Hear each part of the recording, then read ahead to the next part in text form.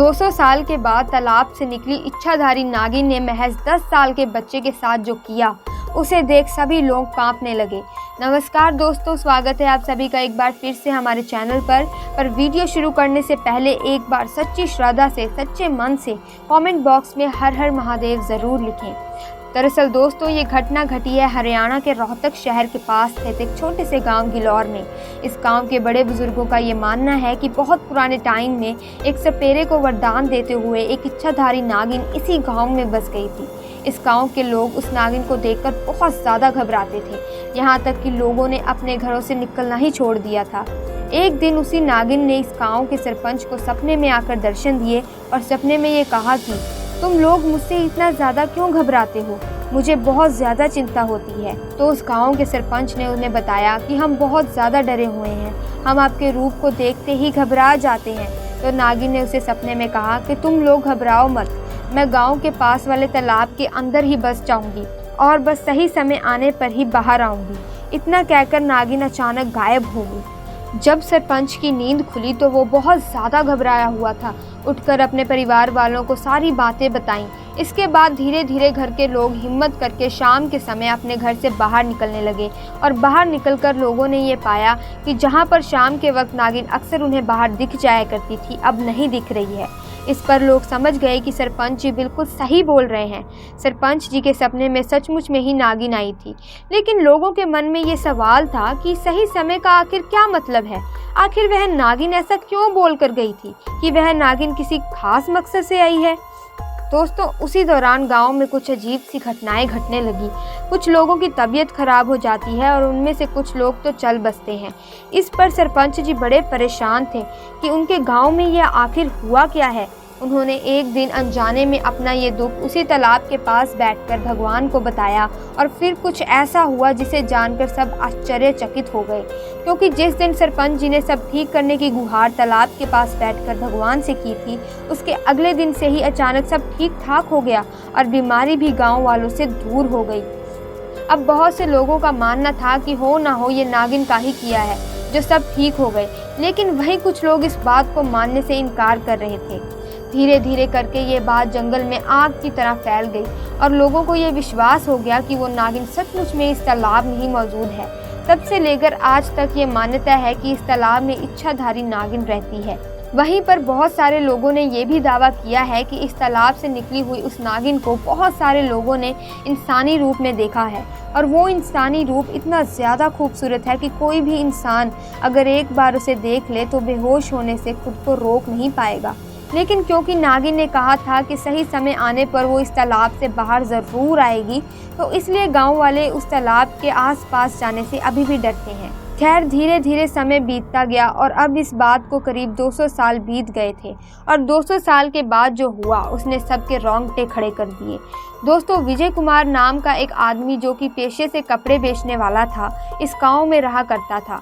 विजय का बचपन इसी गांव में बीता था, लेकिन काम के सिलसिले में अब वो दिल्ली शिफ्ट हो गया, मगर उसके माता पिता अभी भी इसी गांव में रहते हैं, क्योंकि विजय इसी में बड़ा हुआ था। उसे ये तालाब वाली कहानी तो मालूम ही थी, लेकिन अब दिल्ली चले जाने के बाद वो इन सब बातों से दूर हो गया और इन बातों में उतना ज़्यादा विश्वास नहीं करता था। दरअसल 2007 की गर्मी के मौसम में इन लोगों ने सोचा कि हमारे बच्चों की गर्मियों की छुट्टी में चलो हम लोग अपने गांव में जाते हैं, वहीं जाकर छुट्टियां मनाएंगे। अब जब ये लोग गांव आए थे तब उन दिनों इस गांव में एक बच्चा चोर गैंग का आतंक छाया हुआ था। ये किडनैपर्स बच्चों की किडनैपिंग करते थे और फिर घर वालों से फिरौती की मांग करते थे। एक शाम जब सभी लोग अपने काम से घर के अंदर बिजी थे, तब इनका बच्चा खेलते खेलते घर के बाहर आ गया। घर के बाहर आया तो सही, लेकिन फिर उसके बाद किसी को दिखाई नहीं दिया। किडनैपर्स ने मौका देखकर उस बच्चे को उठा लिया था और सब घर वालों को जब उनका बच्चा नहीं मिला तो वे बहुत ज़्यादा परेशान हो गए और अपने बच्चे को ढूंढने की बहुत कोशिश की। ढूंढते ढूंढते रात हो गई और विजय दुख में आकर रोने लगा। गांव वालों ने कहा कि हो सकता है बच्चा तालाब के पास चला गया हो और वह नागिन उसे अपने साथ तालाब में ले गई हो। विजय और उसके घर वाले टेंशन में आ चुके थे कि उनका बेटा ना जाने कहाँ गया और किस हाल में होगा। वह गुस्से में दौड़ा दौड़ा तालाब पर गया और रोते रोते उसने कहा कि नागिन, अगर तू मौजूद है, अगर तू सचमुच में इस तालाब में है तो मेरा बच्चा मुझे वापस लौटा दे। मैं कुछ नहीं जानता, मुझे मेरा बेटा चाहिए। अगर उसे कुछ भी हुआ तो मैं इस दुनिया पर किसी भी चीज़ के ऊपर आज के बाद विश्वास नहीं करूँगा और इसी तालाब के अंदर कूदकर अपनी जान दे दूँगा। ये तेरी परीक्षा है नागिन, तुझे सौगंध है। ये कहते ही उसकी आंखों से निरंतर आंसू ही बहने लगे। वह सर झुकाकर ज़ोर ज़ोर से रोने लगा। लगभग 5-10 मिनट और रोने के बाद अचानक वहाँ तेज की रोशनी हुई। उससे कुछ दिखाई नहीं दे रहा था और उसके कानों में एक लड़की की मीठी आवाज़ गूंजी, विजय तुम घर जाओ, तेरा बेटा तुझे सही सलामत मिल जाएगा। जैसे ही उसने अपना सर उठाया तो बहुत ज़्यादा हैरान हो गया, क्योंकि उसके आजू बाजू तो कोई नहीं था। वह घबरा गया, लेकिन उसका बेटा वापस नहीं आया था तो वहाँ से नहीं गया। इतने में वह आवाज़ दोबारा उसे सुनाई दी, जो कह रही थी कि विजय मेरा विश्वास करो, तुम्हारा बच्चा घर पर ही है। विजय ने सोचा कि कहीं ये नागिन की तो आवाज़ नहीं है, और क्या पता वह सच कह रही हो। विजय हैरान होकर अपने घर की तरफ भागने लगा। घर पहुंचकर वह देखता है कि उसका बेटा घर पर ही है। जब उसके बेटे ने घर वालों को सारी बात बताई तो सबके होश उड़ गए, सब घबरा गए। दरअसल हुआ कि वो किडनैपर्स विजय के बेटे को जंगल के रास्ते से ले जा रहे थे कि तभी अचानक से वहाँ पर जोर की आंधी तूफान आने लगा। कुछ भी दिखाई नहीं दे रहा था। अब ये सब देखकर वो सारे किडनैपर्स बहुत ज़्यादा परेशान हो गए। आंधी तूफान आने के बाद हवाएं इतनी ज़ोर से चलने लगी कि आगे एक कदम भी बढ़ पाना नामुमकिन सा लग रहा था। अचानक से बहुत तेज़ी की धूल उड़ी और सामने प्रकट हुई एक बहुत बड़ा सा सांप, जिसकी लंबाई तकरीबन 20 फीट के आसपास गई होगी। वो काफ़ी ज़्यादा मोटा था और उसके फुफकारने की आवाज़ ज़ोरों से सुनाई दे रही थी। उसे देखकर सभी लोग घबरा गए और बच्चे को अपने हाथ से नीचे छोड़ दिया। बच्चा भी उस सांप को देखकर बहुत ज़्यादा घबरा चुका था। जब वो सांप किडनैपर्स की तरफ बढ़ने लगे तो वो किडनैपर समझ गए कि ये हमें सज़ा देने आई है।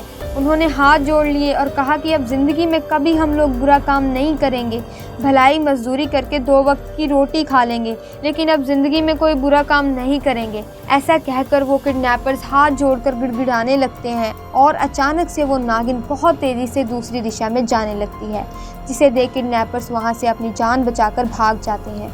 जब ये सब होते हुए वो छोटा सा बच्चा देखता है, जिसकी उम्र बस 10-11 साल ही थी, तो वह बहुत ज़्यादा डर जाता है। लेकिन जब तूफान थमा तो वो धीरे धीरे अपनी आंखें खोलता है तो देखता है कि किडनैपर्स और सांप दोनों वहाँ नहीं थे। दोनों ही गायब हो चुके थे और सब कुछ शांत हो चुका था, मानो कुछ हुआ ही ना हो। और वहीं उसे एक बहुत सी सुंदर लड़की दिखाई देती है, जो उसे अपनी गोद में उठा लेती है और बोलती है, घबराओ मत, मेरे साथ घर चलो, तुम्हारे घर वाले तुम्हारा इंतज़ार कर रहे होंगे। वो लड़की उस बच्चे को घर के दरवाजे पर छोड़कर चली गई। जब ये बात उसके पिता ने और उसकी माँ ने सुनी तो दोनों दौड़कर दरवाजे पर गए, मगर वहाँ कोई भी नहीं था। विजय की पत्नी तो अभी भी इतना घबराई हुई थी कि फूट फूट कर रोने लगी और अपने बच्चे को अपनी गोद से उतार ही नहीं रही थी। विजय को भी पूरी तरह से विश्वास हो गया कि नागिन मेरी पुकार सुन ली और वो सुंदर लड़की कोई और नहीं बल्कि नागिन ही थी।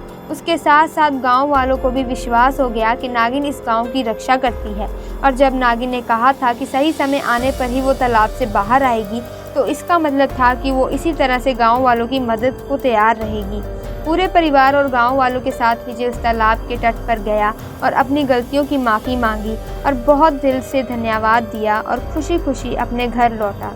दोस्तों, अगर कहानी अच्छी लगी हो तो वीडियो को एक लाइक ज़रूर करना, और अगर अभी तक अपने चैनल को सब्सक्राइब नहीं किया है तो सब्सक्राइब भी ज़रूर करना। तब तक के लिए धन्यवाद।